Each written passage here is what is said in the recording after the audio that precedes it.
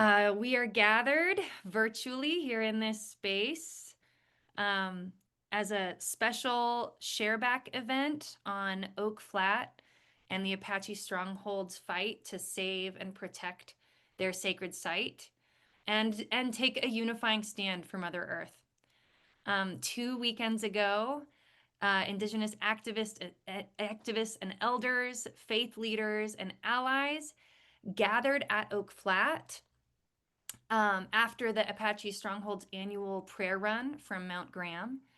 And we shared in 2 days of prayer, song and dance, teaching, gathering over meals, and ceremony.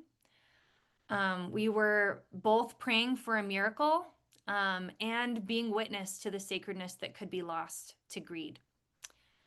Land Justice Futures organized a delegation of 16 people, including Catholic sisters and Indigenous elders, who joined in the Apache Stronghold's invitation, along with other people of faith from across the country. We went to stand in solidarity with the Apache Stronghold for the sake of Oak Flat, for Mother Earth, and the Apache's right to religious freedom. We went with the calling to be complicit no more in the projects of colonial and capitalist greed and injustice. Today, we have the honor of having Dr. Wendsler Nosie Sr. with us, leader of the Apache Stronghold. We'll get to hear updates on the fight to save Oak Flat as the August 19th land transfer date approaches, and what we can do to support the Stronghold. We'll also be hearing from Dene Elder and teacher Pat McCabe, who is part of the Land Justice Futures delegation and is a longtime advisor. We'll have time for other faith leaders and sisters to share reflections from the weekend, and time permitting, process in some small groups. And we are so glad to be co-hosting this event with the Coalition to Dismantle the Doctrine of Discovery, with Molly and many others, and are grateful to have been growing in cahoots with them over the last few years. I'm going to pass it over to Molly, who will begin us with an opening prayer.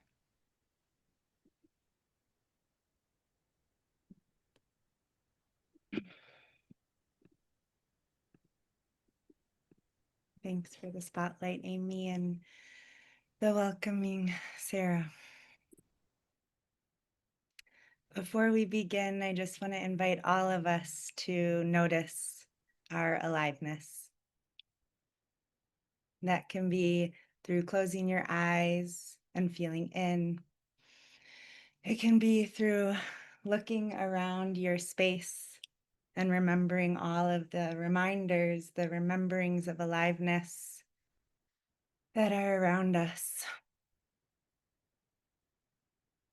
That all of this aliveness within and around is what is weaving our web together here in service of life, in service of connection, connection to each other, connection to land, particularly in connection with Oak Flat today, this morning. To all the people who are protecting, to all the people who pray on and with the land, with the Emery Oaks. Believe it or not, that was not the blessing. This is a blessing by Kristen Rice that I will be sharing once I find the proper tab.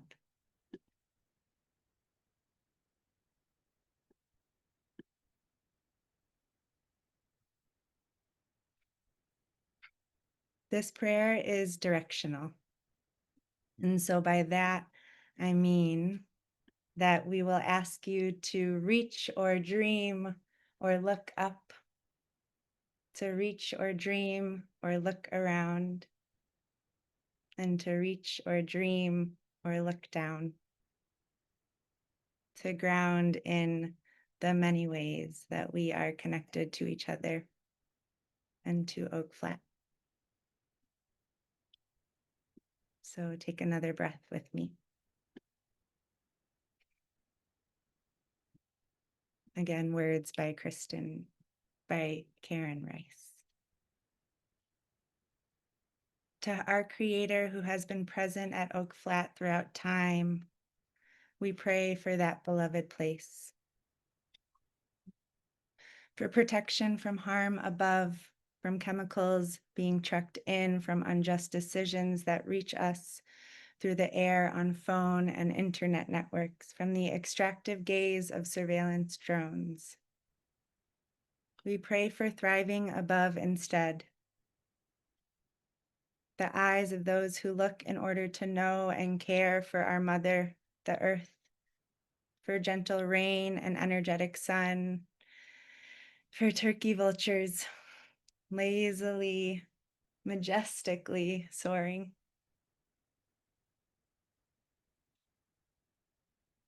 Notice around you. For protection on the surface, from bulldozers who gash open new roads on her skin, from the boots of those who would enforce pillage in the name of unjust court decisions. We pray for thriving on the surface instead. Gentle steps of the beloved community on prayer walks, lizards skittering from sun to shade, pushing up as they go, manzanita berries dropping from the branches where little animals can feast.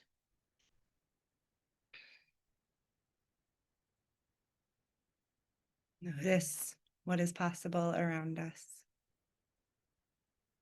As we reach or look,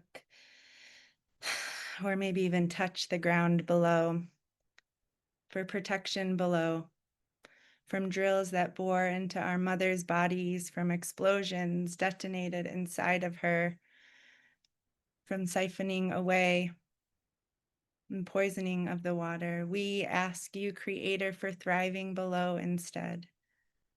Water reservoirs filling quietly after rains, centuries old root systems stabilizing the earth, burrowing creatures safe and cool. May we all be protected from apathy, from despair, and instead thrive as we take action to protect Oak Flat, and in that way, all returning to our mother. Notice your breath, our connection to aliveness, and say your version of Amen, your version of closing prayer, whether that be a clockwise circle, a word, a motion. Amen.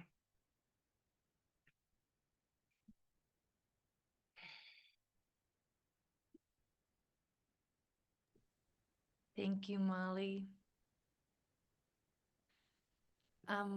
I would love to ask you to invite our first speaker and introduce him to the folks gathered here. It would be my honor. Hi, Wendsler. I'm going to say some words about you. You can just let them bask. These words were initially written by Jody Beth, who loves you and who I think you love too. And she can't be with us this morning, but I will read the words in her honor so that she can be here standing alongside you with all of us, alongside the stronghold that we are all a part of. So this divine being who you see on the screen is Dr. Wendsler Nosie Sr. He is a father to his children, a papa to his grandchildren, a brother to all of us on this call, to all of those who have loved and have thrived and have prayed and have cried at Oak Flat. Wendsler is the son of those held prisoner of war on their own land. He is a son who listens deeply to his mother when she was in body and now as she is in spirit. And Wendsler continues to listen, pardon that beep, continues to listen deeply to his mother and share her words, share her guidance through his being. And with all of us, may we follow her ways too. Wendsler is the husband of Teresa, who helps hold him up as she holds all of us up through her crafts, through her cooking, through her big heart and her big love, and also through her deep wisdom from being a retired senior official with the IRS, which I love to throw in there because what a well-rounded being that makes. Wendsler is an athlete and a coach, both in sports like football and basketball, but in also running, spiritual running and spiritual service. Wendsler runs as his ancestors did in strength and prayer and connection throughout time and space, bridging them to now and God willing to come. A former council member and chairman of the San Carlos Apache tribe, Wendsler, I know you as a listener and a leader among your people. As Wendsler said, he is a funnel, a listener and follower of the spirit to a protector of Mother Earth, a defender of Mount Graham and Oak Flat. He leads the stronghold in confronting the roots of evil and ugliness around and within us through prayer, through action, alchemizing us towards the better. Wendsler, it's an honor to welcome you to this Zoom stage. Thank you for being here amidst all that you are holding and tending. If you want, you can just speak off the cuff, but Sarah and I are here to bounce questions back and forth, if that also would fit your flow better today. But we welcome you. Thank you. Can you guys hear me? Okay, good. No, thank you. And I also apologize. I have a little cold and I'm probably going to cough from time to time. So just want to send my apologies out there. Um, well, first of all, I just want to say thank you to all of you. I mean, with all the work that you do and within your circle and in the bigger circle, what you guys do. And I can certainly understand like all the difficulties and obstacles that, we all face. And the one thing I really enjoy is the fact that, like when I look at the country, we're regionals and the regionals are coming together, rather than being separate. And it always goes back to the way we're taught here, there was always one drum, one circle, one prayer. And what we talk about here is that, what happened in Europe or the other side of the world was no different that almost happened here, but they couldn't break us here because we were one drum, one prayer, one circle, meaning that we all were intertwined. We knew how it worked. So anyway, but as far as what happened there began to happen here, and it really confused our people here because my mother used to tell me it's kind of like you're going down this trail and something jumps out and spooks you, and you forgot where you were going and you paid attention to that. And she would say, that's kind of what we did as people.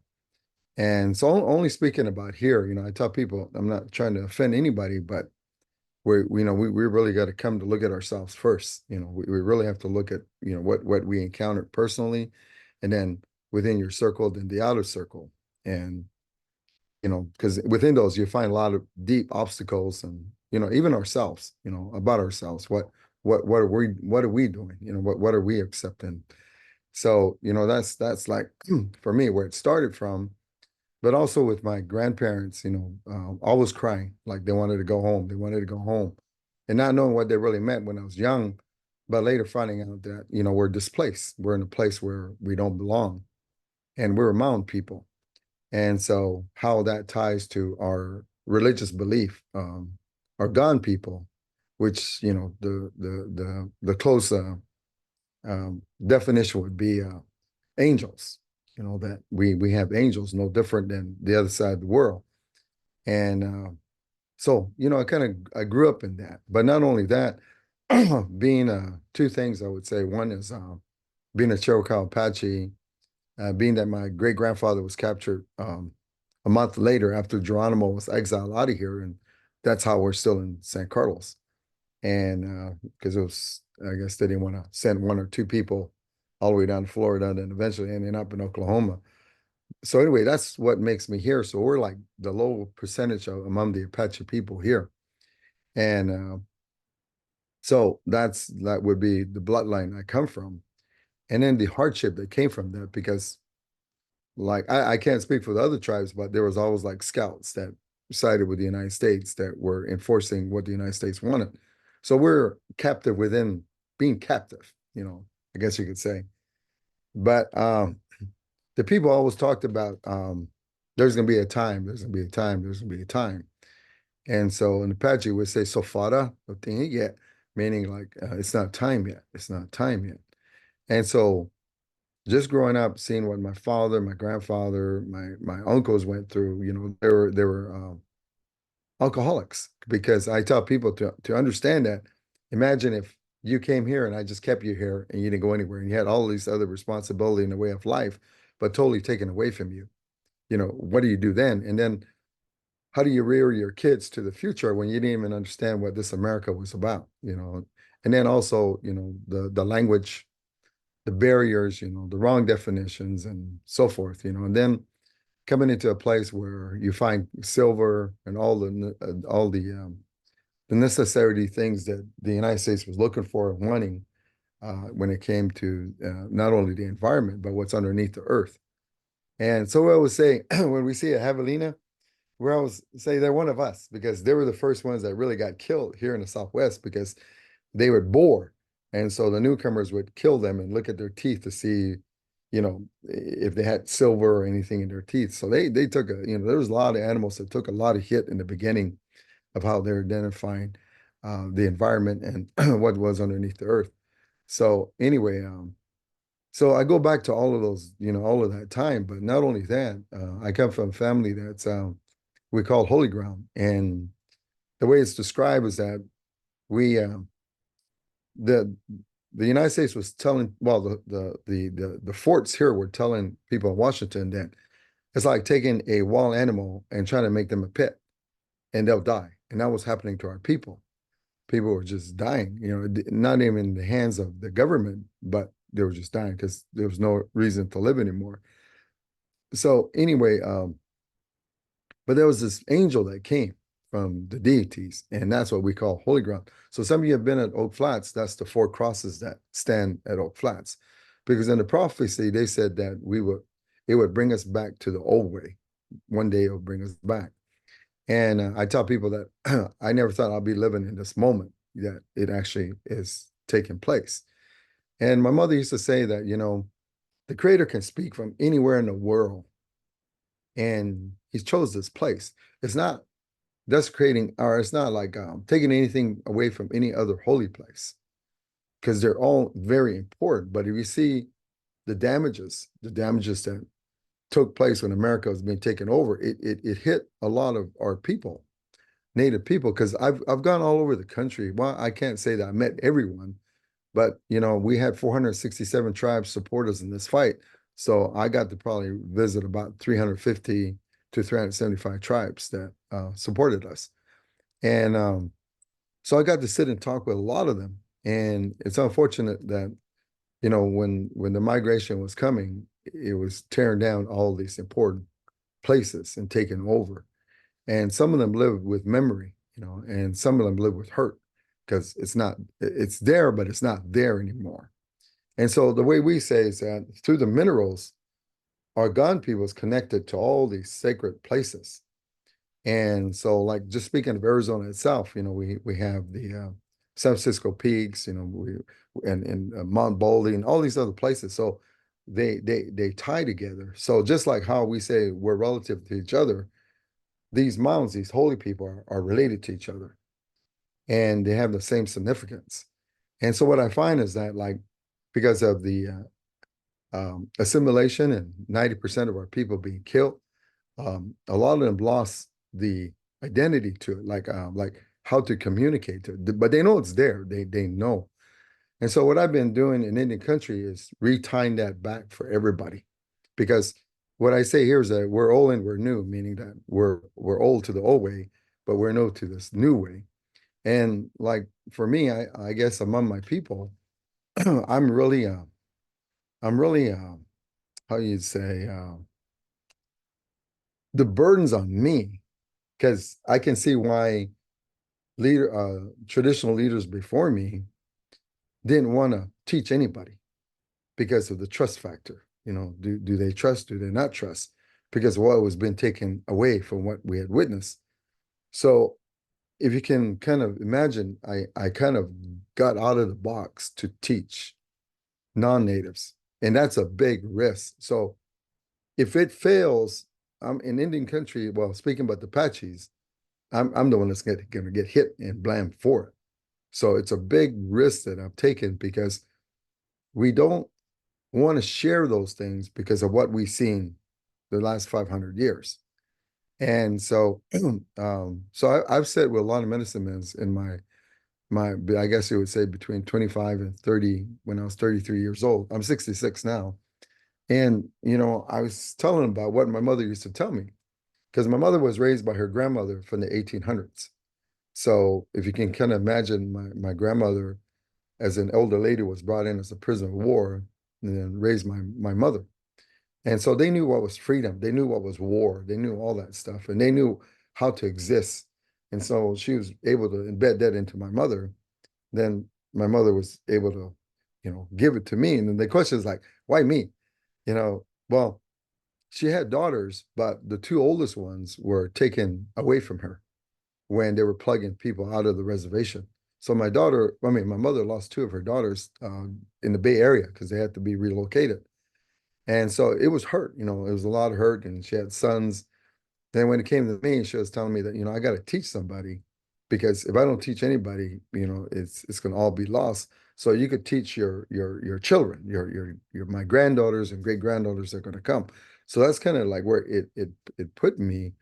But you know, her being raised in 1800 was so critical to us because in Apache, again, I go back to what I was saying that they told us to wait, that it's not time yet, because they refer back to when this ugliness was coming, and at that point, they, you know, a lot of tribes and even our tribe, we're scared of the white people. You know, like don't. It's better not to be seen because they're going to come back. They're going to come back. And that's why with the Mount Graham and Oak Flat issue, they were upset with me because I'm bringing these white people back. They're going to pay attention and they're going to take everything this time. But then I had to counter back with our people because technology, you know, has gone crazy now.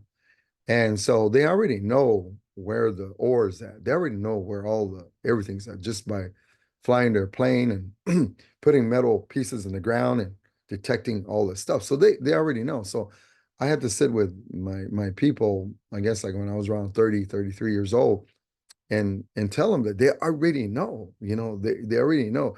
So what they were afraid of was that before any transition came to us, the people openly move with spirit on the earth. But once they came and then we got dirty, meaning that we touched these things that were killing Mother Earth, made us dirty as well. So we were punished.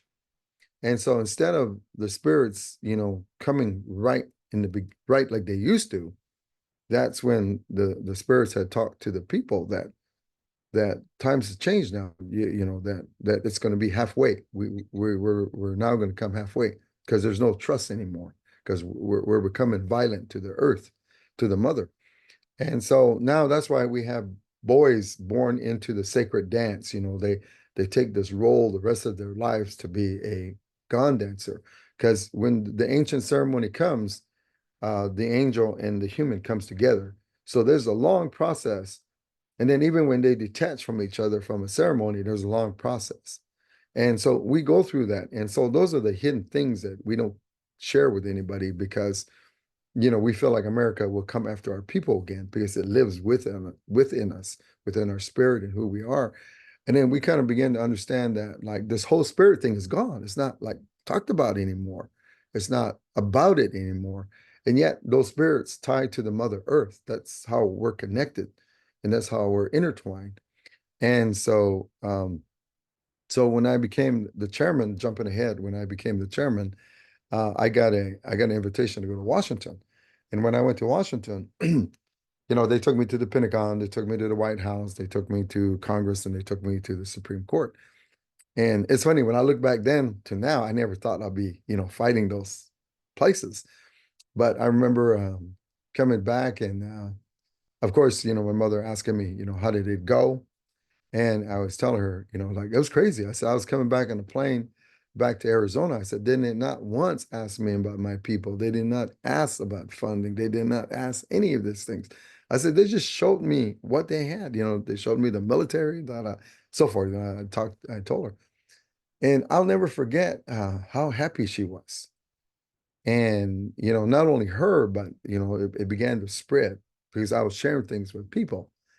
And then the older ones that were raised by the ones from the 1800, they were really happy. And my mother explained it to me. She just said that, all this time we thought the white people were the worst thing on the earth for what they're doing, what they did to people, and then what they're doing to Mother Earth. Like we're just like these are like evil people.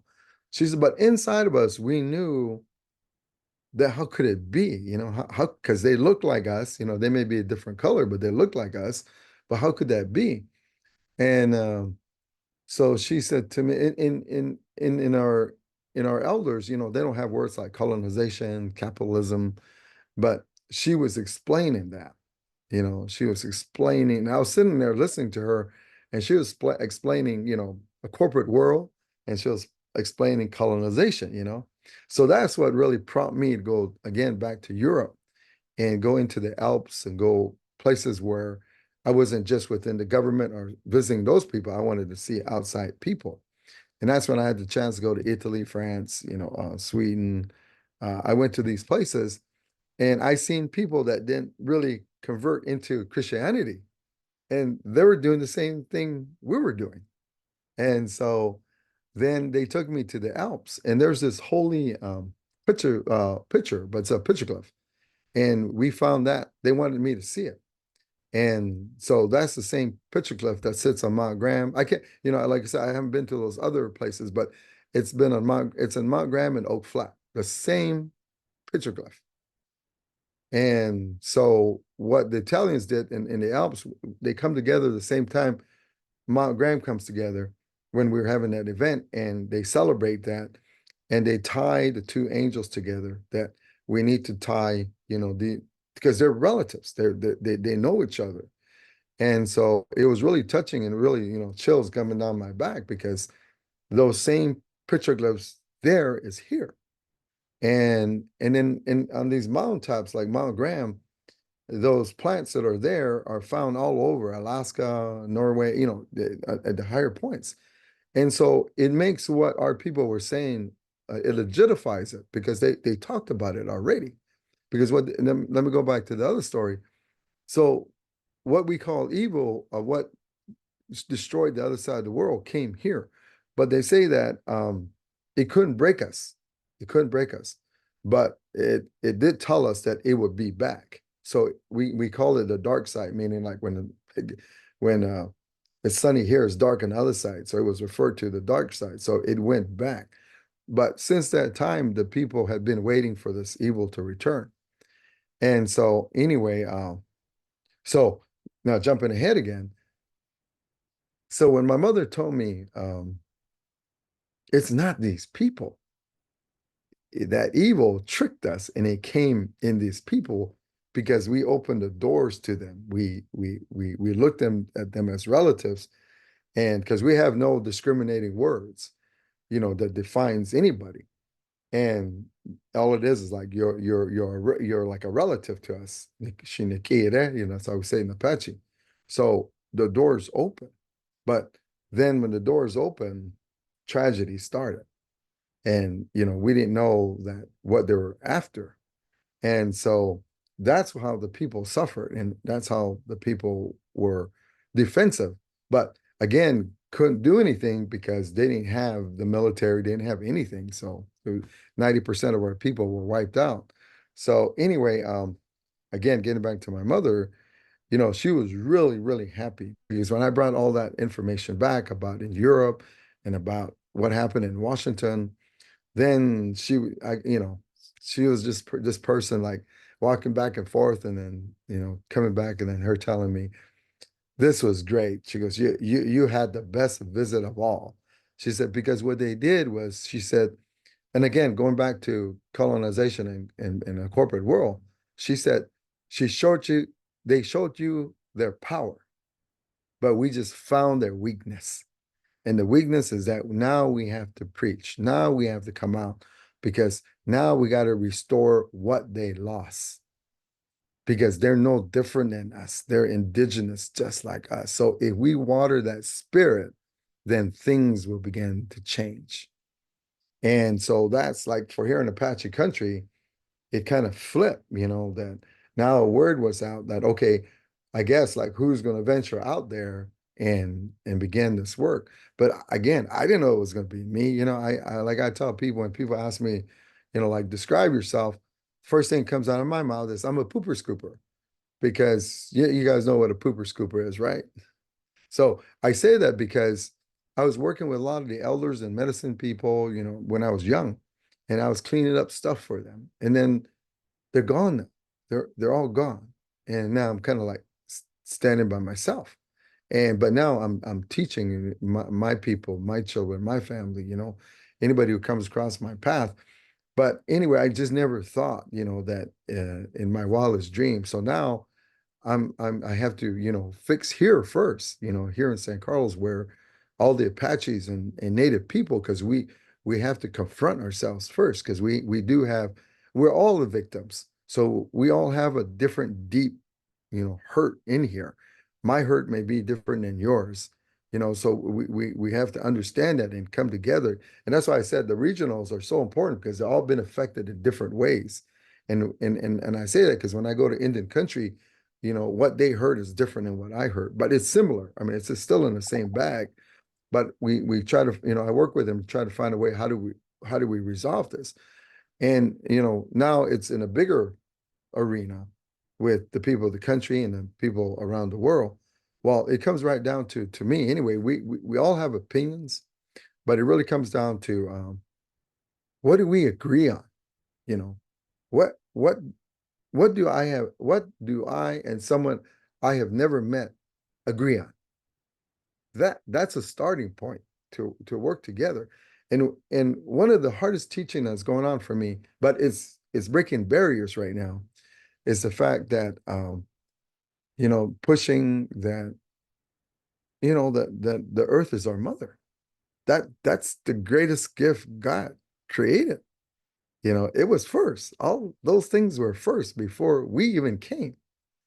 And so it's important that we teach that. And when I go back to our Apache way, that's what we teach is how not only teach, but it's embedded in us at birth. And that's why you know, when some of you guys may have heard, but that's why when a girl is born, she has a white stone. When a boy is born, they have a blue stone. So in other words, the way it works is like my daughter Vanessa, and some of you may know Shayu. So when Shayu was, when Vanessa was conceived, she came up to me and Teresa, you know, the parents, and she had a little brown box, and then she gave it to me, and she said, "That, you know, this is for you and mom." And so we opened the brown box, and in there was a blue stone and white stone, and you know, both attached to a feather. And we just cried and hugged her, you know, because that was her way of telling us she's pregnant. So we don't know if it's gonna be a boy or a girl. And so now, as a grandfather, I have the responsibility to begin to pray for her, for my coming of my our granddaughter that's going to come.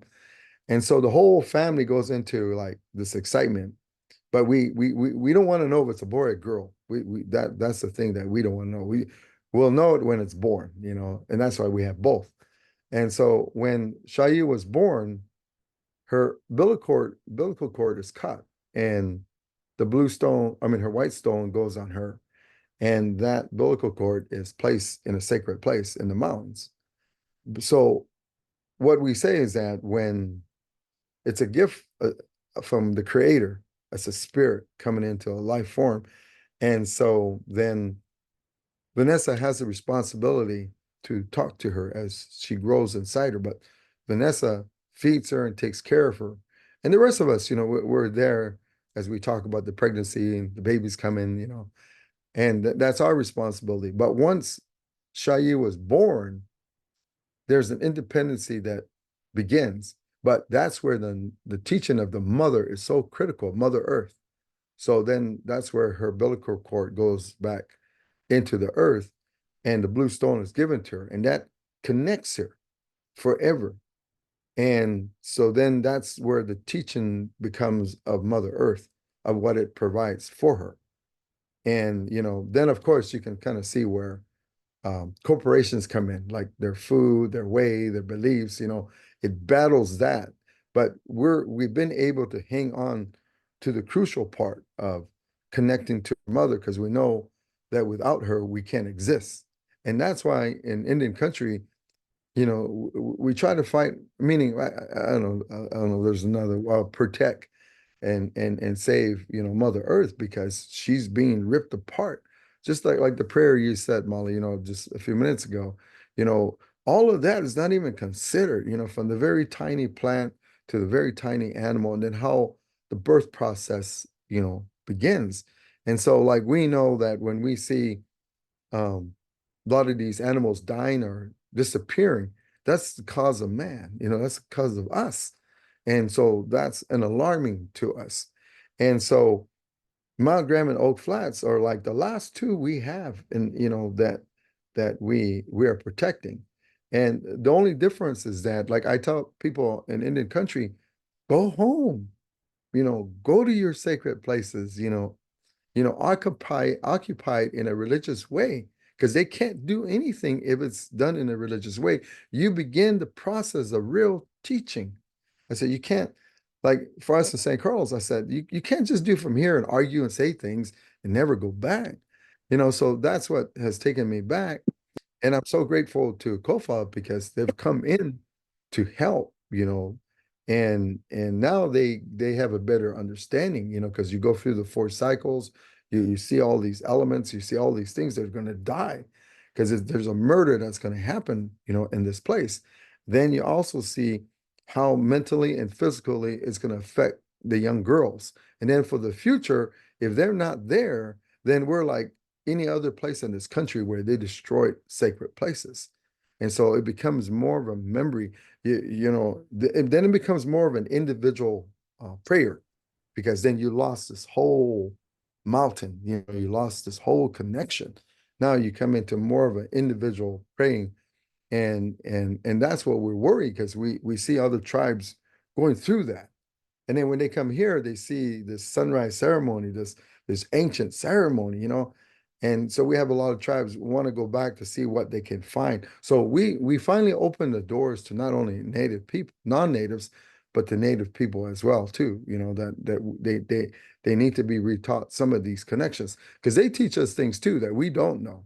So vice versa, we teach them things back, and especially the part of how the boy and the girl is tied at birth to Mother Earth. Because if you don't teach them there, you lose them over here, because then your big battle is the corporate life, and then our educational system takes them there anyway. We teach them really nothing about the earth.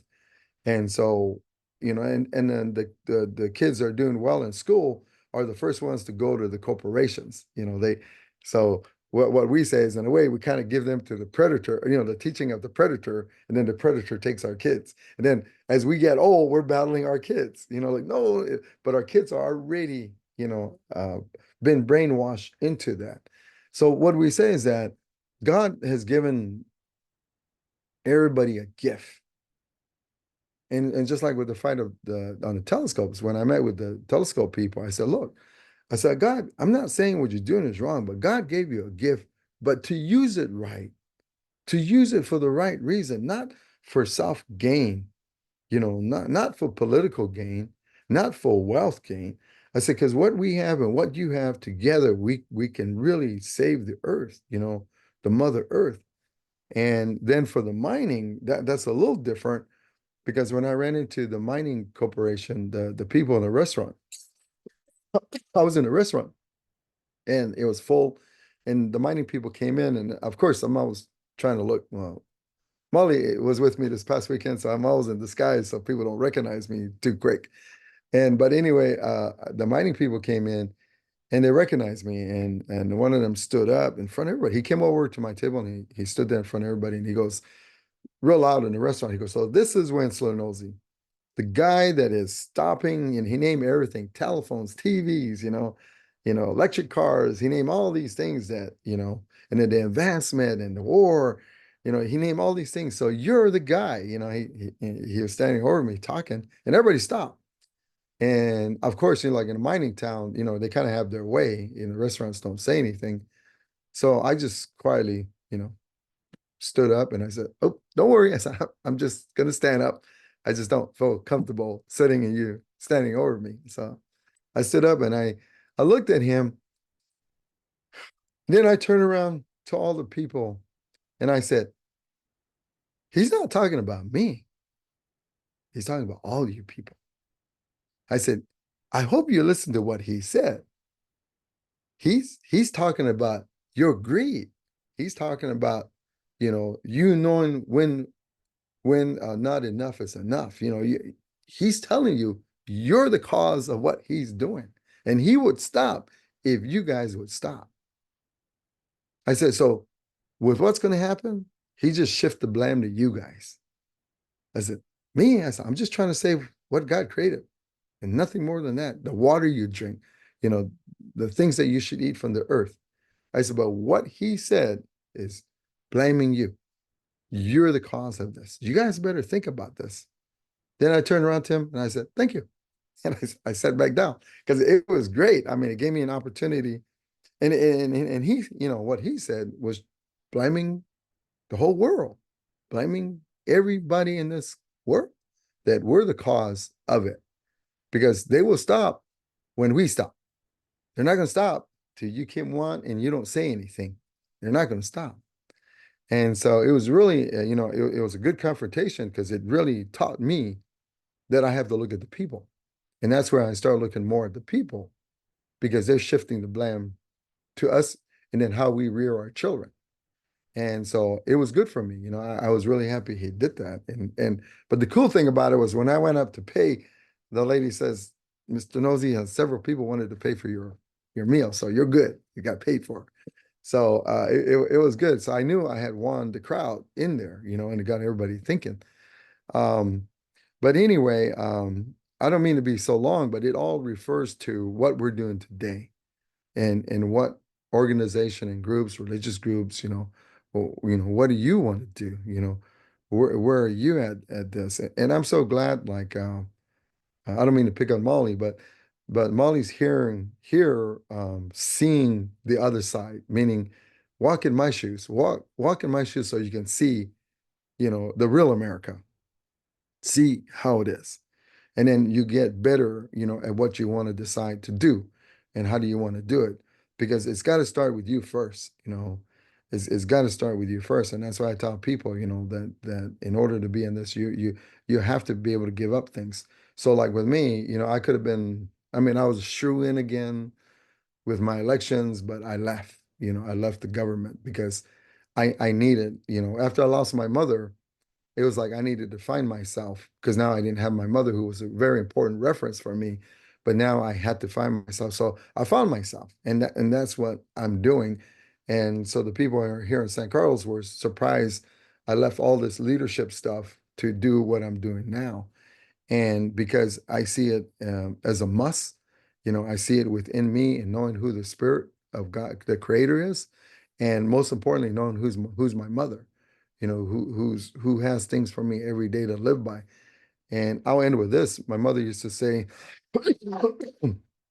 "There's so many people are going to say many different things."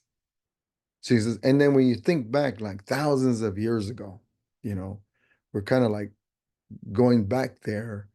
And she says, but it's like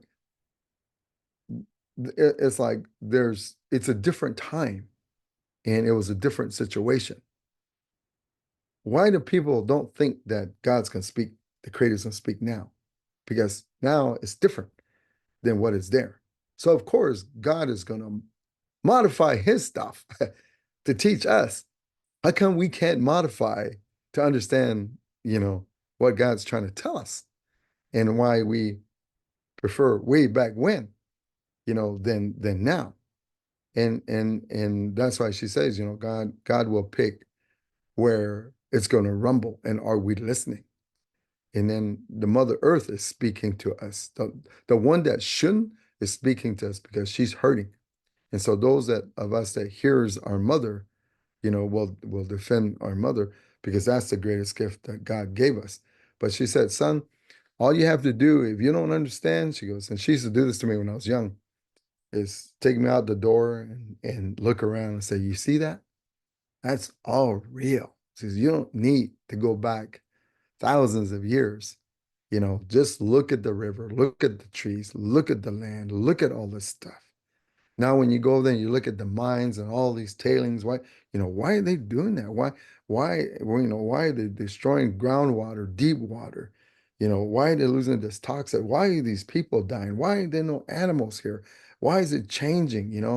That's real. That's telling you that that's death. It's killing the earth. But over here, that is God's message to you. You don't even have to go anywhere for it. And if you travel and you look at the world and you see, it's really hard for me to go through Wyoming. I go to Billings, Montana sometimes, and I see all those gas pumps, just, taking the oil. It makes you wonder, And a few years ago, my granddaughter, when she was younger, my wife and I were up in Montana, and she says to us, she woke up one morning, she says, and came into the room and told us that, Grandpa, the earth has moved. She goes, it's not the same no more. There's going to be different things happening. It's not going to be in the same place anymore. And she told that to us like several years ago. So a year and a half ago, we're in Los Angeles because they wanted me to talk to the geologist people. And they had this real big conference. And anyway, that's when the geologist said, the North and South poles already shift. And they already said that, what we're accustomed to in storms are no longer going to be the same. And then what they talk about is that they talked about was now it's raining, but the rain is coming down and then it evaporates. So it doesn't hit the earth anymore because it's too hot. And so it's evaporating. So we started to notice like here, the rain doesn't even hit the earth anymore. It evaporates. So now you get little drops. But they said all that is coming. And so what they were saying was they see a disaster taking place because of what we're doing and how the earth shift. And yet you're talking about billions of tons of copper going to move. So when those copper move, it shifts the earth. And where is it shifting to? And so we leave all our hopes in the trust of our elected officials, and they're not even being truthful. Because I asked them, does the people in Washington know? They said, yeah, we give it to them. And that's, and then so we had a NASA come from Florida, went to Oklahoma, then they sent him up to Washington, then they all sent him back down to me to see me. And they wanted to know what can they do to begin to alter this shift. So we actually had a visit from NASA. And then again, coming back to the geologist, and that's why I went there, because they said that the government is not listening, nobody's listening to this stuff. So that's why we're turning to you as Native people of how can we shift this move that's happening. And I tell you, and both deep conversation having with them was really scary when you think about your kids and grandkids, then you think about the earth and everything that's gonna happen. So, so they're talking about a complete shutdown down the road. So what we say is we got to prepare for that day because nobody is even concerned about it and nobody's telling the truth about it. So in ending, that's why the stronghold case is so critical because it's going to put Resolution Copper, Rio Tinto, BHP, and the United States on trial. And that's why we're praying like crazy that if we just get that one judge to say, no, we need to hear it, then we're going to cross-examine everything from the geologists, to everything that from NASA, all these things. And that's why the big suppress is on us to keep us from not getting this hearing. But that's why we say if we get that miracle, then you're going to see, our country on trial. And I think the Indian people, like our case, um, has reached this level through a lot of prayers and a lot of commitment by a lot of people and hard work in prayer that has got us here. Because if it wasn't for prayer, we probably would have never jumped a lot of these obstacles, but we're here now. And now, by the will, that if we do get this hearing, you're going to see the United States on trial on all these environmental, spiritual disasters that we've created. And so, I mean, every day we're praying for it. Every day, we're just like, I'm just waiting for that call to say, um, we got it. We're now going to take the United States and the mining corporation to trial. And that's what they're really, really working hard to suppress. So you can kind of imagine where Trump is at, pushing on the Supreme Court federal judges too, because there's got to be all this, interaction. Because we were really shocked. Well, the attorneys were really shocked we didn't get the hearing. Uh, but then all these other negativities of what I'm talking about fit in of why they have to suppress our voice. But again, with finding loopholes, we're back again, appealing and for the hearing.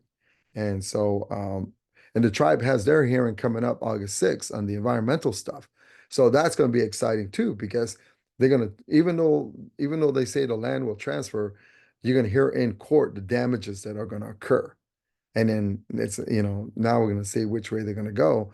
But what John McCain and Congress did already was it just said, regardless of the EIS, the finding of the EIS, the land's going to transfer.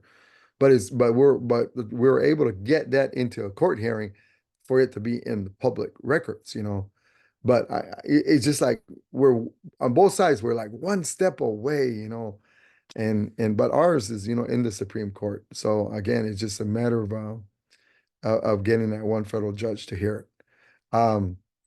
So anyway, I'm going to end there and just kind of thank you all. I know you guys got your meeting, your agenda, but thank you. I mean, there's so many things to talk about, but I think that's really the essence of what we're all trying to do. And I tell people that the boat has already left the dock. If you want to help or whatever, you're gonna have to swim, um, but there's a lot of ways. It's just a matter of what you guys want to do. It's a matter of how far you guys want to stick your neck out. It really comes down to that, because I understand why organizations and just non-natives, it's really hard for them to really help because of the formulation of this country, the way it was formulated. It really binds you to not do anything, And I was wondered why. And now I tell people, I feel more for people who live in a city and the towns, they're more hand tied than we are, because we can say what we want to say, we can argue it, but everybody else, they'll say, well, you don't like it, go back to the other side. Because I hear them say that. Don't like it, go back. They can't say that to us. And that's why I used to tell Reverend Barber, all you have to do is get me, in front of Congress, and whatever you normally do, just stop and just say, you talk to him first. Because it all started there. I said, because as long as you don't talk about the first chapter and you start from the second chapter, it's never going to work. You gave him an out, but you got to go back to that first chapter, because that's where your doctrine, discovery, and all those things come in. And, and it's that first chapter. And I really believe, that's where the stronghold's at. That's the miracle of the fight of where it got us. So thank you all for listening. So Oh, I'm unmuted. Thank you. Thank you, Wendsler. The way that you offer to us is through story. You are so deeply rooted in the oral tradition that holds your people through time. As a Jewish person, I too know about oral traditions, and we have turned to books over many years to survive. And it is just, yeah, it's such a gift, like an ancestral tending gift to to hear and to be with you as you share and welcome us into purpose, into prayer, and into action alongside you. Thank you. I'm going to take a couple moments. Oh, you want to get off? Okay. Yeah, great. You can get off now. Thank you. If you want to stick around, Pat will be speaking soon, but no pressure to stay if you have logged off. I'll just take some moments to synthesize for us. And then, Sarah, if you have anything that I'm missing, you can add it in, and then you can weave Pat in. Wendsler shared about the court case, Apache Stronghold, specifically their court case with the Supreme Court, which was in a process of waiting to be heard for many months this last year, and then was denied to be heard. And then they resubmitted an appeal for hearing after some other decisions the Supreme Court made that could support their case. And to name that, now we are in this in-between moment again where we are waiting to hear if the Supreme Court will hear the case. So far, there are 2 justices who are committed to hearing the case. And as Wendsler said, we just need 1 more justice to join us. I'll weave into Wendsler's not one to tell us what to do. And thank God, he reminds us that we have agency. Feel your feet. I feel tingles in my body as I say it, that we are beings rooted in traditions that are so creative at getting what we want. And so may we root into that creativity in service of Apache Stronghold, in service of their court case with the Supreme Court. And yeah, we'll hopefully have breakout rooms at the end where we can brainstorm some of the things that are coming up for us, of how we and where we are, the traditions that we come from, or the interwoven connections that we have can support the Apache Stronghold case.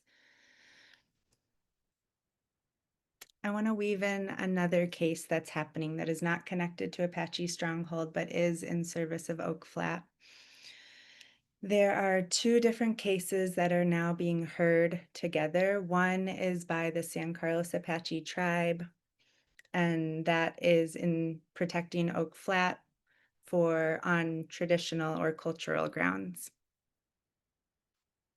That is being heard at the same time as 3 different environmentally connected groups: the Center for Biological Diversity, Sierra Club, I believe of Arizona, but maybe Sierra Club in general, and a coalition of mining reformers, I think called the Arizona Mining Reform Coalition, but don't quote me on that.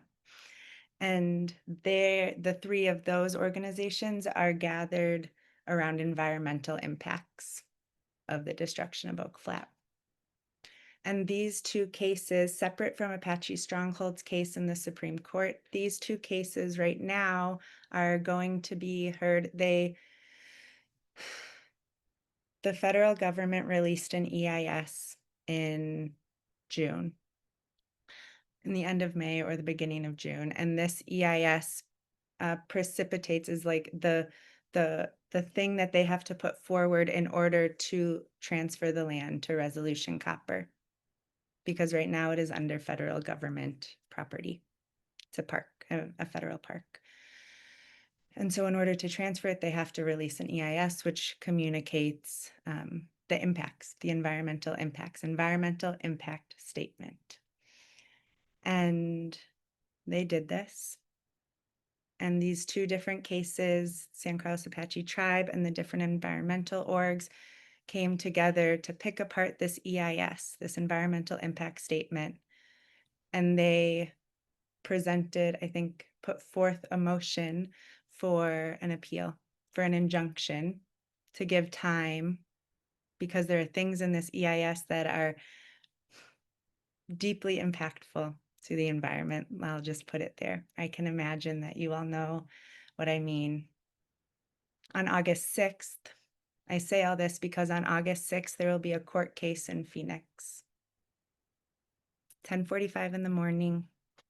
Those two groups will be gathering in Phoenix to talk about, to present their case for why we need an injunction, why this EIS is not actually environmentally sound and is destructive, as Wendsler was saying, will turn the earth, will move the earth in ways that are irreparable. And thus it is upon us, upon the courts, upon us as human beings to protect the steadiness of the earth. I'm going to take a breath because that was a lot. And then I'm going to weave in one more piece, Sarah, before we bring in Pat. And thank you all for the patience as we weave all of these threads into digestible ways, both digestible for our spirit and for our mind, which Wendsler once said to an incredible spoken word artist who shared at the Mount Graham to Oak Flat run, that the furthest distance is from the mind to the spirit. And so may we just take a breath as we integrate all of the different facets of this spiritual battle. Wendsler speaks often about this as spiritual warfare, that this work is being spiritual warriors. And we, as people of faith and faith leaders, I'm sure, have our own relationship to the potency and the power of prayer in the material world.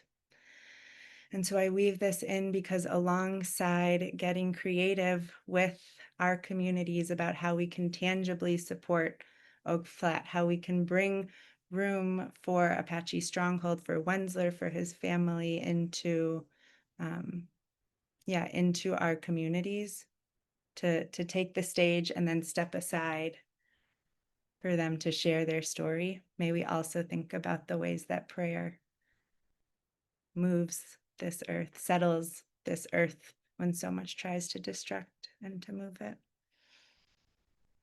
Wendsler, thank you for rooting us in our inherent connection to earth through the umbilical cord and through each other. Sarah, I see you unmuting. What have I missed? Really appreciating your reflections, and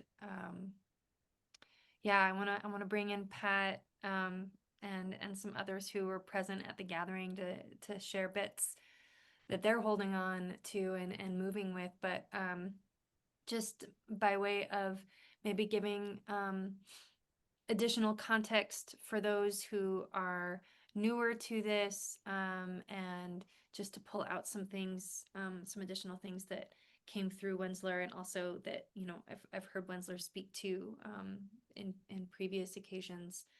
Oak Flat is sacred for many reasons, and it is at risk of becoming a 2-mile crater because of the mining that could happen after a land transfer next month to Resolution Copper, which is a multinational corporation owned also by another multinational corporation, BHP, and Rio Tinto, both of which have really horrible records on environmental impacts and the handling of cultural sites. And that the stories of Oak Flat and its significance really get to the heart of like what it means to be Apache.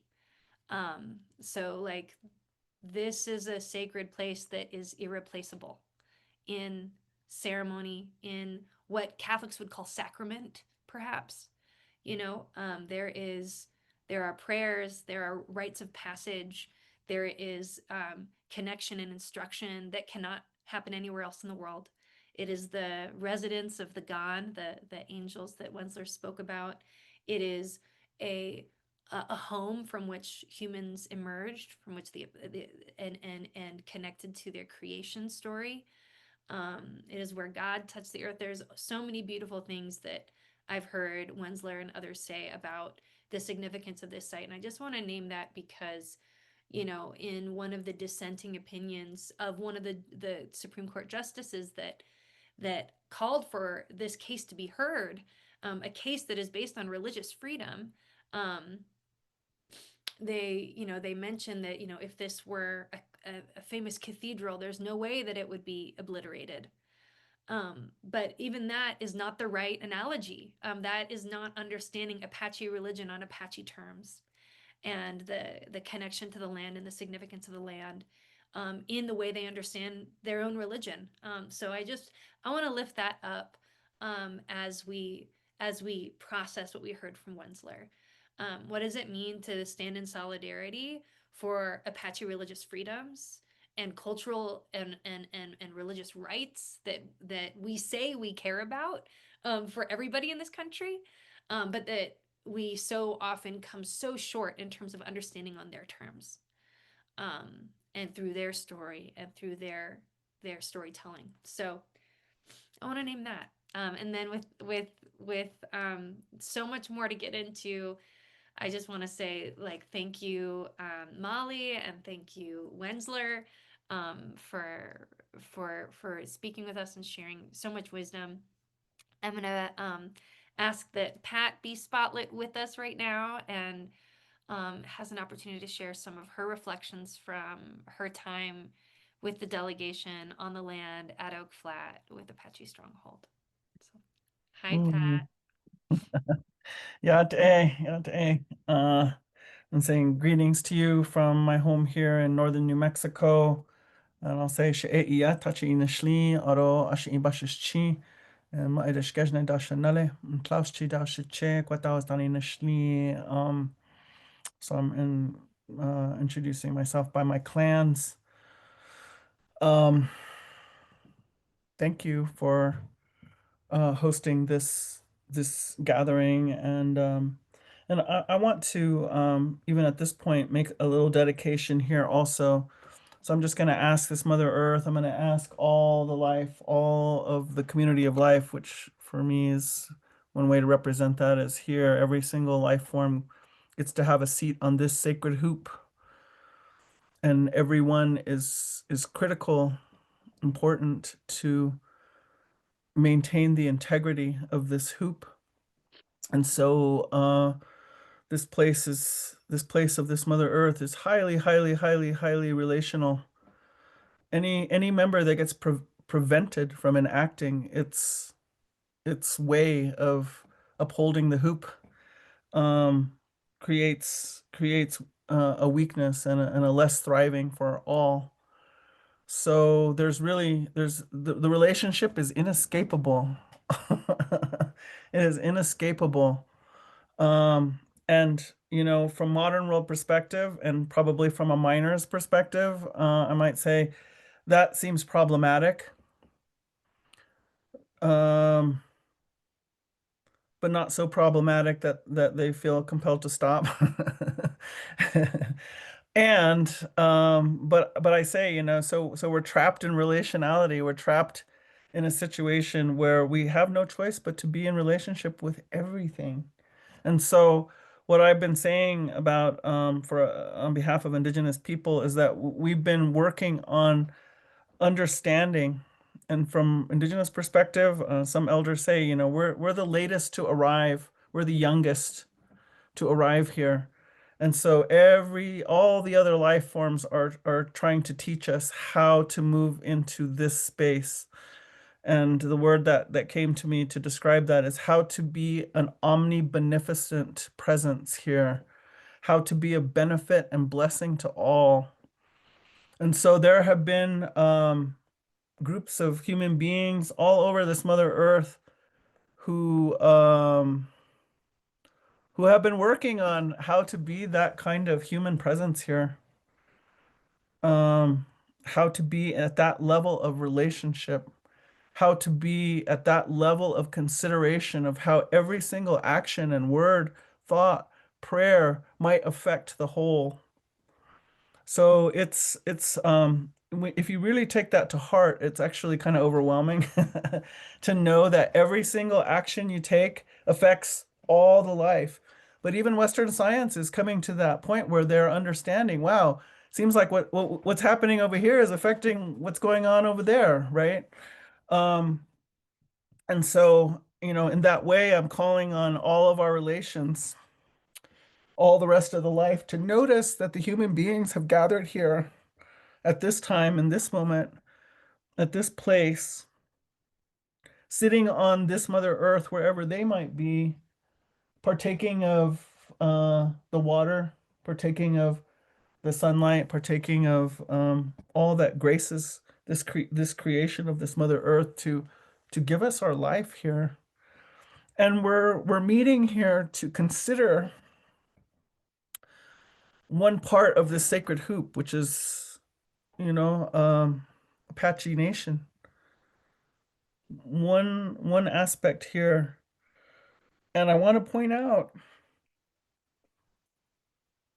that Apache Nation has been very, very diligent and deep in coming to understand how to harmonize, how to be that benefit to all the life, how to be that benefit to all the rest of the human beings for a long, long time, millennia. They've been in this study for millennia, and the way that they have come into that depth of knowledge that we got to witness, those of us who were at Oak Flat, was by being in relationship to place, to have that place on the Mother Earth. They still, and you can hear it in Wendsler, they still have the ability to listen to her, to follow that instruction. So when Wendsler's mother passed, where did he go? He went to the Mother Earth. He couldn't have his mom speaking into his ear, but she told him, step outside and look, and you can't get lost if you look at the way that all the rest of the relations are enacting that omnibeneficence. They already know how. Every tree, every butterfly, every frog, every penguin, every platypus has already got that way down of having their presence be a benefit and blessing to all, everything that is related to them, right? So this is a very, very deep study on the part of human beings, and my own people, Dene people. We also have been in that study, and I'm going to say that all of us, whatever our lineage is, we were in that study at some point, deeply, deeply. Now, now Wendsler proposes that something came into our midst. Something came into our midst and tried to break up that that knowing, that reality of the deep relationality that we live in. And he proposes that for some people there was some success in causing that forgetfulness, in making other priorities come in, but that there are still some groups of human beings, and again, we can find them everywhere on this Mother Earth. We call them indigenous peoples, and we say indigenous because they are of place, right? They have that long relationship to place, and what I want to there's so many things that Wendsler said that I want to touch on, but I'll just try to stay here. So, I come from a Christian background. My grandparents and parents were raised in the Dutch Christian Reformed Missionary Residential Boarding School. So I'm sort of talking back to what was going on there. So if it feels like I'm talking to people right here, I am, but I'm really addressing that first way that was presented to me. And so one I want to say, if there are how many, infinite number of angels they say can dance on the head of a pin. That's what they used to say, right? Trying to give us some understanding of the vastness and the mystery, and I'll say maybe even the magic of the divine, right? Well, let me say this. Do you think that we came to know in any of our books or our prayers or our ceremonies, any group of human beings came to know the name of every single one of those angels? No, not possible. So while certain branches of divinity know their angels, know their saints, know their divine helpers, I want to say that there were other angels, there were other saints, there were other divine presences working with other human beings in other ways all over this Mother Earth. and they were working with Apache Nation, and they were working with the Dene Nation, and they were working with the Maori. They've been working with all of us. And part of that presence that came in somehow got some of us thinking that only some of us were touched. But I think all of any of us who consider this concept of spirit, of God, of creator, that wouldn't make any sense. Because one thing that we all seem to place within our limited concept of that great mystery, that great spirit, is that one is, I say, omniamorous. That one loves all. That one is benevolent. That one is just. That one is we would say lives in hojo, lives in a harmony. So that one's not going to leave anybody out. No way. So having just saying, as I listen to Wendsler and feeling my own Christian background and the way that I was taught, but I was taught by my grandmother.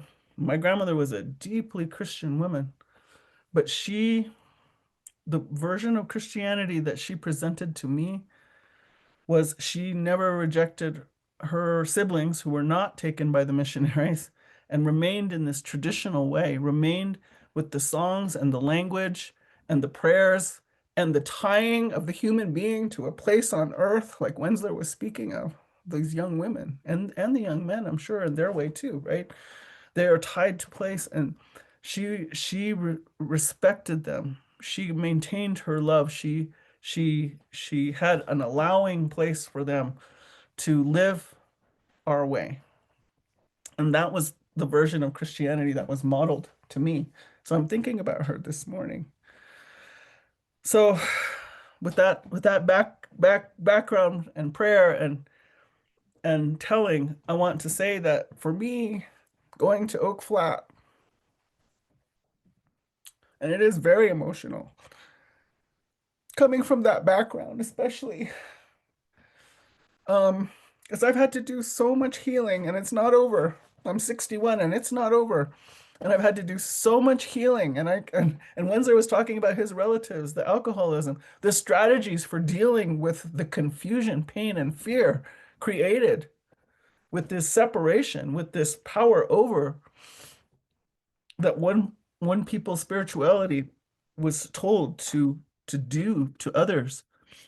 And so what was so powerful for me was the sisters coming, the sisters being with us to make that prayer, to just even have openness, to have willingness to say, these people have dignity and their prayer has meaning. And this place, even though I've never been in this kind of heat and I've never seen these kind of cactus. I mean, I never have. It was hot, it was dry, it was dusty, it was cactusy, And yet the power and the beauty was evident in the way the spirit was moving through the people and through the ceremony that was presented to us there. But I just want to say that, it was so powerful to be there with the sisters and it healed a really deep confusion that I held in my little girl heart around this beautiful way that was spoken every Sunday and even Sunday school and even, I used to go to, my parents took me to church 3 times a week. And I felt the love of the Christ, and I felt the love of the angels, and I felt all of that. But as I got older, I didn't have any place for that when I saw how that was being twisted and used against my own people and our own way and our own love and our own care for everything, just the way that Christianity talked about us needing to be.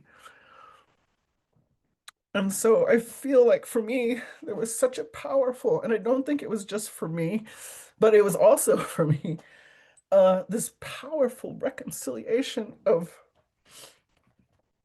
I don't know, I guess I can only call it agape love. Of agape love, of unconditional love and positive regard. And I'm so grateful that we had an opportunity to bring a medicine like that on behalf of what Wendsler was speaking about. That is not small. That is not small at all. So I know there's some other folks that want to speak here, but I want to name that I really feel, since we're unabashedly in spiritual community here, that spiritual law has not gone away, and it's never going to go away. The principles of how Earth is has not changed, and it's not going to change.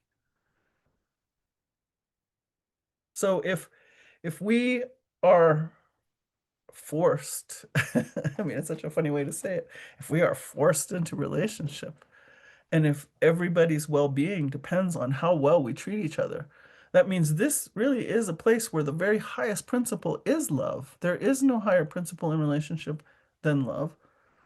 And as I spoke with a minister before we left, she said, my understanding of Christ, everything Christ had to say was love and justice. Love and justice. And so there is a justice, and it's not only human justice. There's earth justice, there's spirit law. And so what I want to say is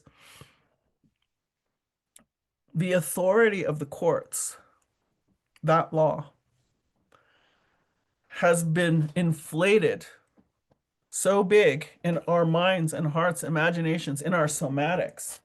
I mean, ask Black people, ask brown people of any kind, you know, how big has that been made to appear to us? And yet, it does not have power before the spiritual law, ultimately. Temporarily, perhaps. But I have to say it does not in the larger picture of things. And so I encourage us to call on the laws that our spiritual paths have given to us, that tell us right from wrong, that tell us what is righteous, what is not righteous, and to invoke that in the face of this. Because there is a reason why. Listen to that language. They are refusing to hear. That's like a little kid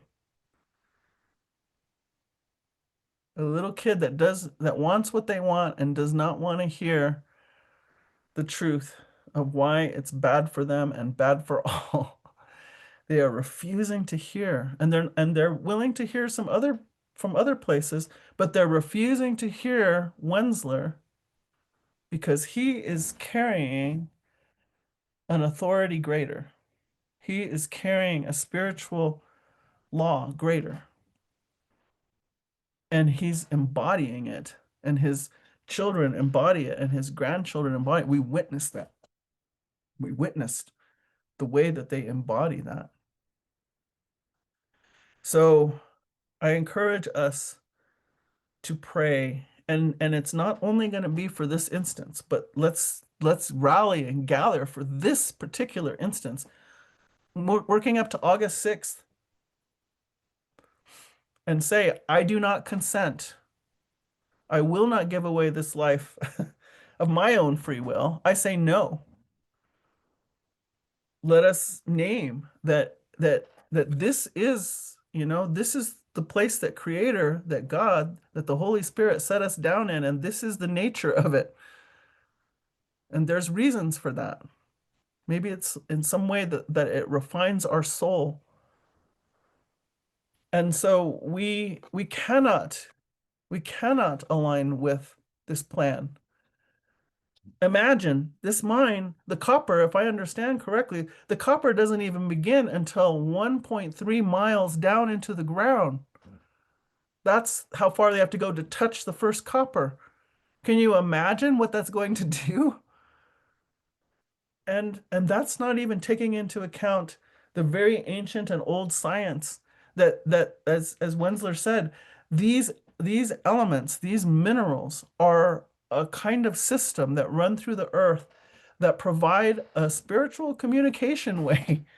And that way has been maintained and accessed by different peoples. These mountains speak to each other. I'm stewarding land at the base of one of our four sacred mountains, a very recent event as of 2022. And that mountain is telling me, tell the people they have a way, they have a capacity to participate in the conversations that take place between Earth and cosmos. And that happens through these mountains, and that happens, yes, if you have elaborate ceremony like the Apache do, great. By all means, bust them out. Like this is really how this mountain was talking to me. But the mountain said to me, but you, woman stand shining, you, Pat McCabe, you have a way of talking to the people, and you must tell them they inherently have a way of participating in the conversations that mountains facilitate between Earth and cosmos. And they do it through their awe. They do it through their recognition of beauty. They do it through their exhilaration that they experience approaching mountain, approaching holy sacred ground.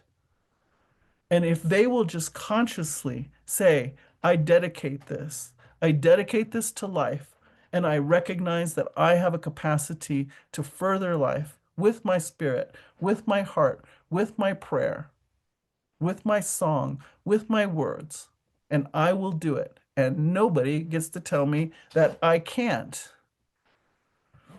That's what the mountain where I'm living is asking. So you can imagine, I don't know what the mountain, Wendsler's talking about some other things, but he's referring to this. He's saying this relationship cannot be interrupted. But I believe we can humiliate ourselves and humiliate our honor. And for those who have been deeply traumatized by a world that has not ever presented this, they can be shaken from the path. But I'm saying for those of us who are here grounded in a spiritual tradition, we have what we need to not be shaken from the truth, to stand for the truth, to pray for the truth, to sing for the truth. And I actually think it's the last stand. It's not going to happen through the courts or the government. It's going to happen through the people. It's going to happen through the people. But the courts, and we're witnessing it in this nation state, can be presented with truth in such a way that they cannot deny it. It's happening. It's already happening. And it can happen here. So with that, I'll stop. Thank you, Pat. Looking at screens and seeing people nodding and tearing up and rocking with your words. So thank you for helping us remember our participation and our inherent right and responsibility to participate in creation. Yeah, that authority, like what actually, who has true authority in this cosmos right now and always. We want to bring in a few other faith leaders just to reflect for a few minutes on time at Oak Flat.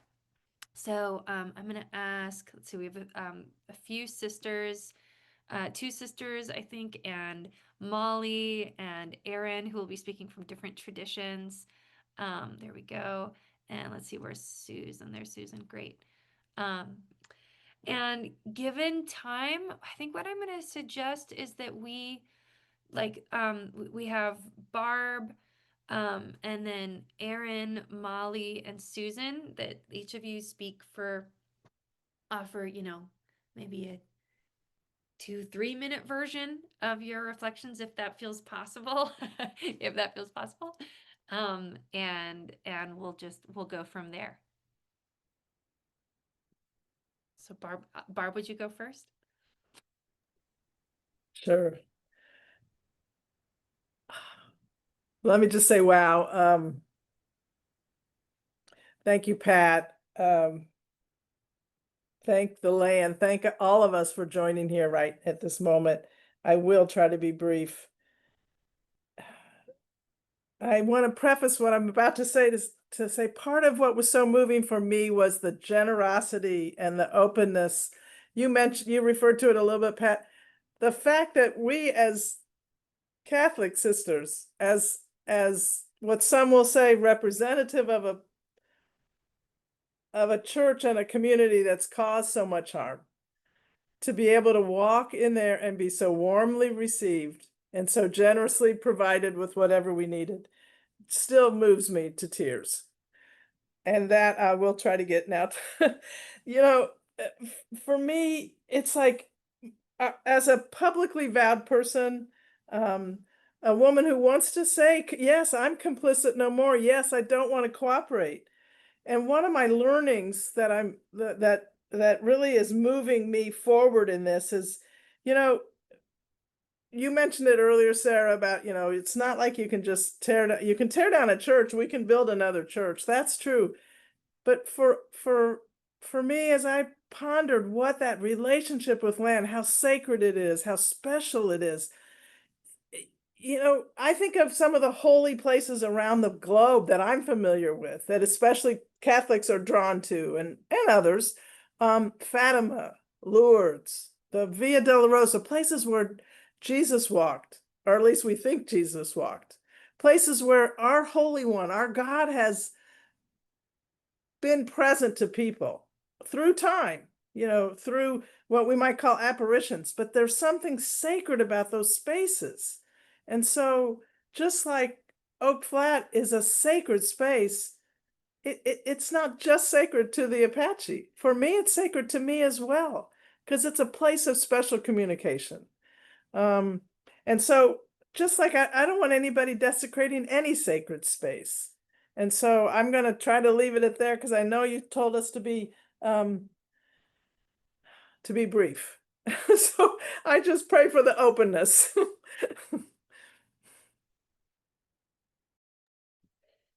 Thank you, Sister Barb, for bringing that point. It's so important. Aaron and then Molly, just feel free to jump in after, and Susan, you can round us out after that.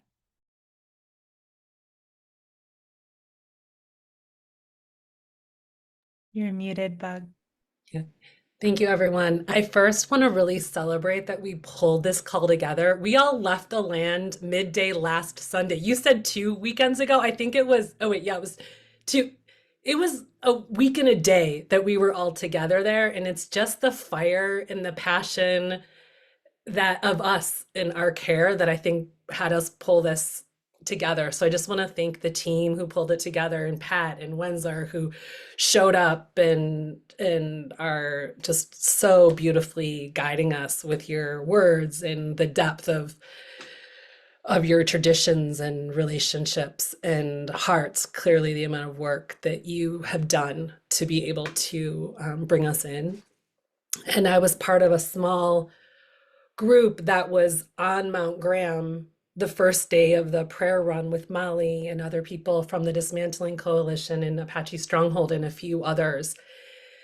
And the thing that I just want to bring forward that hasn't been named in this group is listening to the young girls share the tears and the heartbreak at the possibility of not being able to have their ceremonies there, or not being able to go back to that land, to be able to reconnect their umbilical cord to that land. And we were just in a small group that first morning of the run on top of Mount Graham, and there wasn't a dry eye, there wasn't a body that wasn't shaking in grief and sadness. And for me as a Buddhist, I'm coming in from the Buddhist coalition, but I was raised Catholic and my ancestors are Celtic. I could feel the lands that my ancestors had been connected to as I was hearing those girls cry and hear my ancestors cry. So I just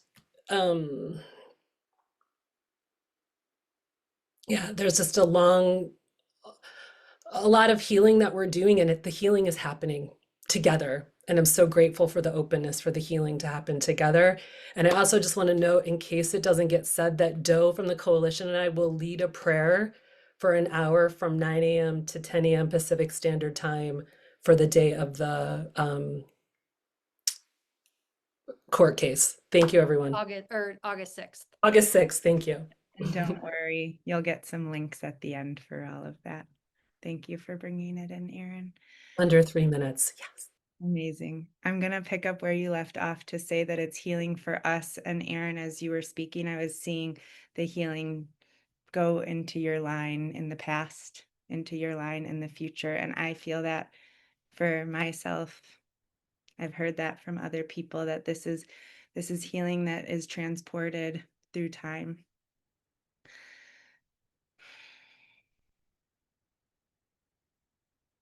I'm going to repeat 6 words 3 times, and I'm going to put them in the chat. They're in Hebrew. Fumble along with me. Shema Yisrael, Havaya Eloheinu, Shechina Achat. If you have other words for God, you know, in this prayer, weave it in. Shema Yisrael, Havaya Eloheinu, Shechina Achat. Translating, and then I'll say it one more time in Hebrew. Shema, listen, hear, understand, digest. Yisrael, all of us who wrestle with the divine gift of being alive. Havaya, God who is in that experience of aliveness. Eloheinu, our God. All of our God. Shekhinah, that indwelling spark that exists individually within each of us, and yet somehow Achat is one, connects us all with each other. Shema Yisrael Havaya Eloheinu, Shekhinah Achat. One drum, one prayer, one circle. Each of us omnibeneficent beings. Oh, Pat McCabe, thank you for that. Offering our spark of divinity from where we stand inherently, wholly and fully connected. Offering to each other, offering to the earth, to our mother, receiving and offering Shefa in a divine flow back and forth. I come here as a Kohenet, a Jewish clergy person that is rooted in not necessarily having a leader at the front of the room, but the reality that we all make up this world. Each of us has a particular role to find and refine. Remember our true authority, as you said, Pat McCabe, to re-member. I like to think of remembering as. This is our work, and I'm so elated to get to be Jewish inside of this work. And I just know that my angels are interweaving with all of our angels. In this Jewish period of mourning in our calendar, we are reminded that we grieve because we love. And we grieve not necessarily loss that is complete, but loss that has happened, that is happening. And I bring this in to say that to grieve, even though we have not lost Oak Flat, is not to say that we will. In fact, it is to stand in love with Oak Flat, with Apache Stronghold, with Mount Graham, with the minerals and the elements that interconnect the sacred places for the Apache people, for the Diné people, for all of us. We got that angel squad with us. So much more to come in time. For now, I pass to you, Susan. Thanks, Molly. Wow. I don't know what more can be said, but I want to tell you why I went to Oak Flat. I didn't know anything about it, and I got a text from Sarah. She was on vacation, I was on vacation, and I thought, I don't really know what she's talking about. However, you know, one of the things that has been said throughout, Wendsler certainly alluded to it, Pat alluded to it, each of our speakers have alluded to it, that listening to spirit. As soon as I got that invitation from Sarah, even though I really wasn't sure what it was all about, I wrote back and I said, this is a definite maybe, but I want to hear more about it. What is this about? But I felt this immediate attraction, which I really think was the movement of the spirit. So ultimately, when I said yes to going, it was really for at least 3 reasons. And one of them was to be able to stand in solidarity with my Apache sisters and brothers as they really seek to protect their sacred land and their freedom of religion, their freedom of worship. A second reason that I went was what I see, and I'm sure you all see, as what is the ongoing rape of earth. And I wanted to stand up and say, no, this cannot happen. This cannot go on for Earth's sake, but also for our future generations' sake. What are we leaving them when we keep saying yes to things like this kind of destructive extractive mining? And the third reason that was probably from what Pat shared with us, and every time Pat shares, I end up in tears. And she shared this at the actual gathering, what it meant for her, for Catholic sisters to be present.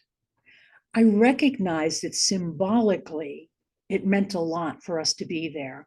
But I want to say that the reverse is what I experienced, and that is I didn't feel like I or we were there in any kind of position of power, but in a position of humble acknowledgement that the church that we love, the church that we are part of, back in the 15th century, wrote these terrible documents. And because of the doctrine of discovery, the Apache at Oak Flat are facing right now what they're facing. I suspect if it hadn't been for the Catholic Church, we wouldn't be having this conversation today. And so I have an awareness that my church is a big part of what happened. And I want to say that I do not give my consent. And I want to say that I will be complicit no more. So I went out of a sense of this is one, you know, I think of the first step on the moon, you know, one small step. This is one small step of, I don't know if reparation is even the right word, but certainly acknowledgement, and a willingness to own the history that I've inherited. So it was important for me to be there for myself, but it was important also to experience. I was blown away. I thought we would be going and we would be witnessing, you know, whatever the rituals would be, whatever the ceremonies would be. And we did. What I did not expect was to be invited to actively participate in the rituals, in the ceremony. And the attentive care of Wendsler and his daughter Vanessa and others that were there, who each step of the way had to tell us what the next step was, because we didn't know what to expect and we didn't know how to appropriately engage. So they were so patient with us and so willing to teach us. And I would have to say that every time that Wendsler spoke, and Pat, I'm going to put you in this too, every time that Pat spoke, I sensed that Spirit was speaking through them and that we were sitting at the feet of holy people. You know, I think back to those of you who are my age and older who come from the Catholic tradition, maybe some of you who are younger, may remember growing up where the Catholic Church was suspicious of anyone who was not Roman Catholic. To be on the other side of that, to be with people who had every right to be suspicious of me and of my presence there, but to experience a warm welcome, to experience really a deep sense of communion was just overwhelming, absolutely overwhelming.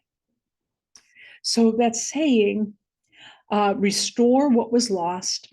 And the one drum, one circle, one prayer touched me really deeply, because I really believe at the deepest level of our being that we are all one, even though we haven't always acted that way. We haven't treated each other that way. So I'm very grateful for the sense of communion. Sarah, I'm grateful for the invitation, because I would have heard about this webcast and probably signed on to hear about it after the fact. But I got to be there, and it was just, it was an honor, and it was transformative. So thank you. Thank you, Susan, and thank you, Molly, and thank you, Aaron, and Sister Barbara, and everyone else who was part of the delegation, everyone else who's there as part of COFA and the Coalition to Dismantle the Doctrine of Discovery. It feels really good to be in this praxis together of what does it mean to stand alongside? What is transforming in us? What can we help transform through whatever power influence that we have?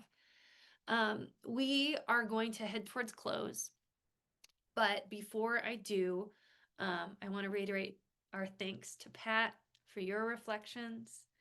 I want to reiterate thanks to Wendsler for sharing so much story and teaching. And I want to name that in terms of next steps, you know, we are in this limbo of not knowing what's going to happen.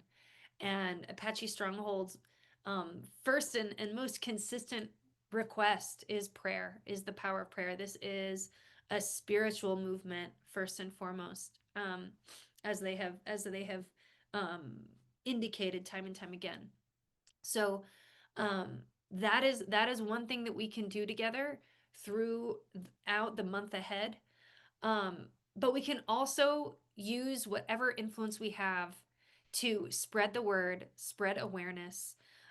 Not enough people know about Oak Flat, the significance of Oak Flat, what it means to the Apache people, what it means for the people who live in that region and could be just have the life support systems around them destroyed for the sake of 40 years of mining.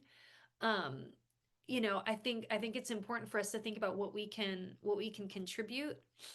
If you live in Arizona, if you live anywhere else, like how can you help spread awareness and spread the prayer as well? So we will be, you know, keeping tabs on what happens and communicating with you all if there's other calls to action. We're doing our part to try to spread the word through it on our end, like Catholic publications and media, and uplift these voices. But I invite you all to think about, you know, what circles or spheres of influence you have, that you can carry this story and carry this prayer forward. Molly, are there other, besides the prayer that you're hosting on August 6th, is there anything else that people should know about before we head towards close? I'm listening for a moment.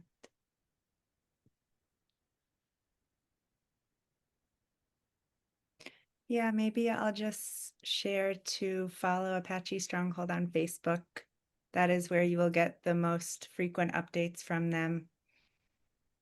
You're very welcome to email me. My email is in the chat, and I am one step outside. So if you want direct Apache Stronghold updates in their timeline, then follow them on Facebook. Yeah, for now, that's all I have. There is so much richness. Message me with any questions. But yeah, go ahead. Well, thank you. And yeah, we will be in touch with more. And until then, I want to pass it over to Molly to close, and you can share what this closing is. Yeah. I want to give one shout out before we have closing prayer.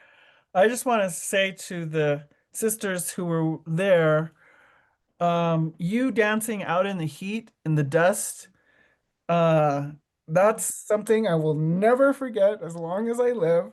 Probably you won't either. It was pretty tough, but we did it, and we did it together. But anytime that my spirit starts flagging, or I think I'm too tired or whatever, I'm gonna be remembering that. And I'm gonna single you out, Jane German. You were like a huge inspiration. And a lot of our prayers require deep, deep endurance. And I witnessed you in your prayer and in your endurance and in your willingness and into something that you've never encountered before. It was just something. So I just want to say thank you too. Thank we, as my nephew says sometimes. Oh, good. Thank you. Thank we. Woman stands shining. Pat McCabe, thank you for starting off our closing. Perhaps you didn't even know that you were doing that, but we'll take the last several minutes to close with a collective prayer. And tracking that we only have 5 minutes till the end of the hour. Not all of them will be read out loud, and we all know that they will all be heard. The flow of this will be, I'll give a little bit of an orientation.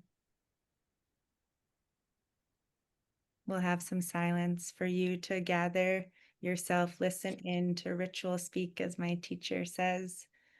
Hear what wants to move through. In prayer and in ceremony, we alchemize and we are alchemized. As you listen, you will type your prayer into the chat. I will read a few out loud.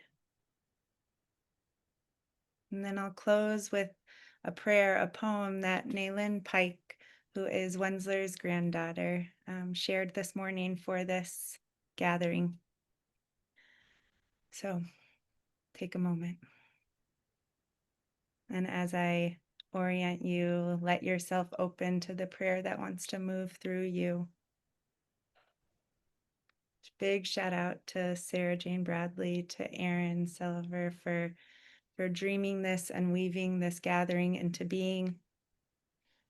This question that we will sit with to guide our prayers.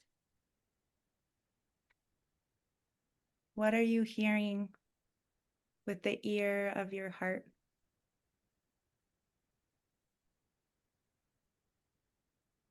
I'll say it twice more amidst the silence, and then I'll start reading out loud. What are you hearing with the ear of your heart?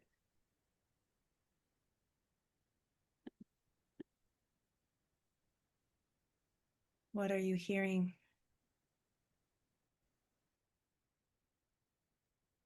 With the ear of your heart.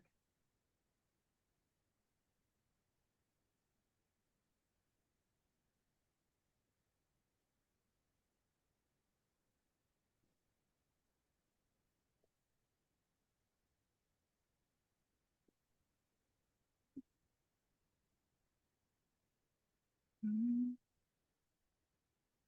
mm, mm, mm.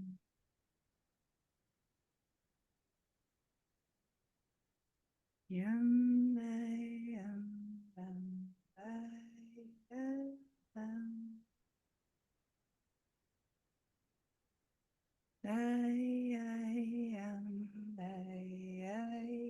Yeah.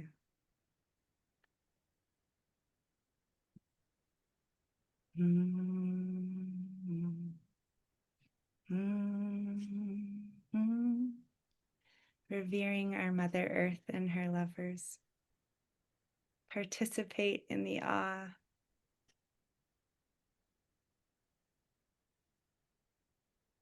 May we have the power, the Shekhinah, the Buddha, the Shekhinah is maybe that nurture, the Buddha nature to go deeper and deeper in support of Mother Earth. Healing and protection for Wendsler and sickness in his body, may it clear. But all may be one. That this story is bigger than we can imagine. A prayer to believe. Creator, open the hearts and minds of the attorneys and judges so that they interpret the law through wholeness, through creation, through healing rather than destruction, and the God of money. Amen. And one more before we close with Naylin's poem. Grateful for morning and for morning, for MOUR, morning, and MORN, morning, love. Morning as healing, morning as gathering, morning as remembering that we are one.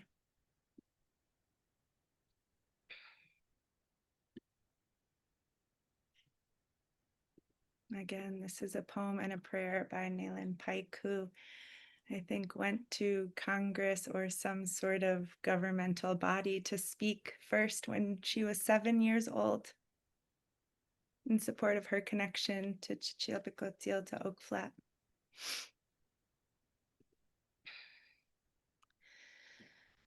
Great grandma. The bark of this emery oak wears scars like the leathered skin of my great grandmother, beautiful in its own way. Every year I return to this emery oak, provided with gifts of unspoken love and nurturing. Sometimes I wonder if this oak tree could speak. Would she share stories of freedom just as my great grandmother did? Oh, Emery Oak, you have seen me grow into the woman that I am today.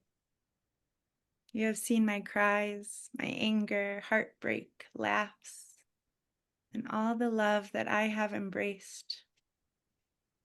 Thank you for reminding me I am a daughter of the desert molded by the first woman, and this is the ancient knowledge that will be passed down.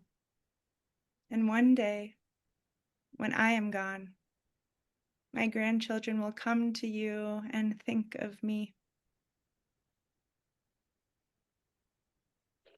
Thank you for reminding me, reminding us that we are children of, that Apache people are children of desert molded by the first woman, and we are all people connected to that. I'm adding this in. And then Nayland says, and this is the ancient knowledge that will be passed down. And I add in, through all of us here on this call and all we pass it to. Nayland finishes, one day when I am gone, my grandchildren and my great grandchildren will come to you and think of me.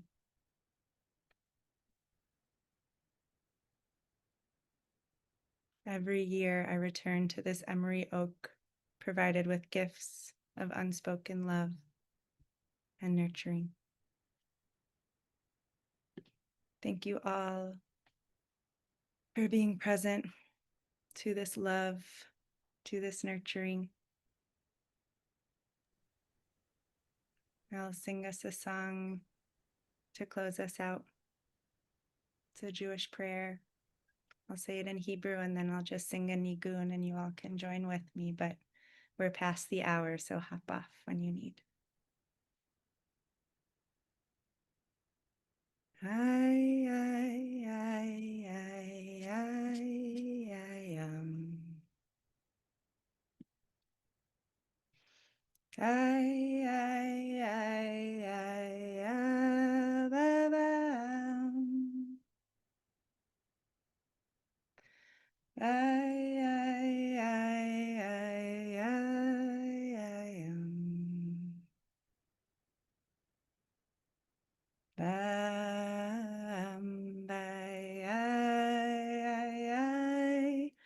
Oh, say shalom.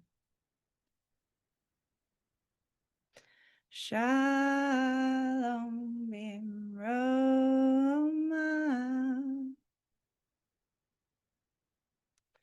Uya say shalom.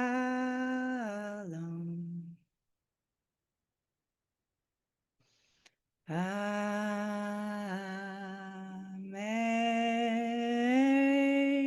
Ve al kol Yisrael.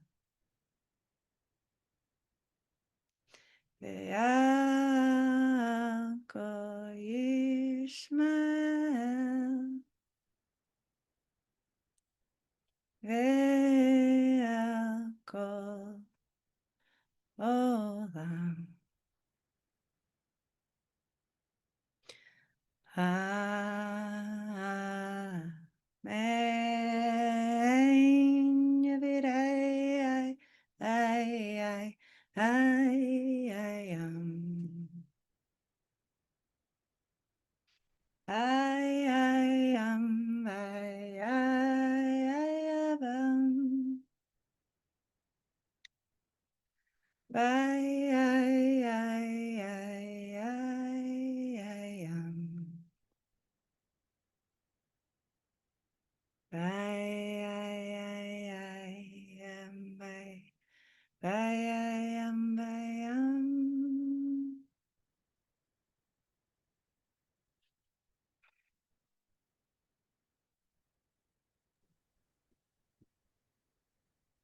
bless our gathering Thank and you, bless our Lord. connectedness as we go.